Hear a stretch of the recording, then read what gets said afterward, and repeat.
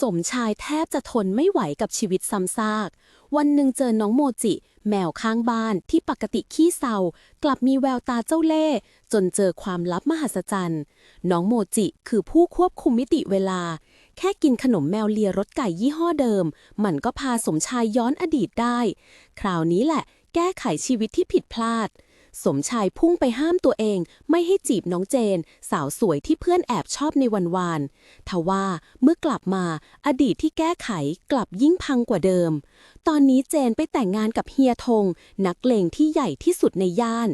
สมชายหน้าซีดเหงื่อแตกพลักจะแก้ไขอดีตอีกครั้งดีไหมหรือต้องทนอยู่กับปัจจุบันที่ถูกสร้างขึ้นใหม่ที่อาจจะเลวร้ายกว่าเดิมทุกอย่างขึ้นอยู่กับขนมแมวเลียรสไก่และการตัดสินใจครั้งสุดท้ายของเขา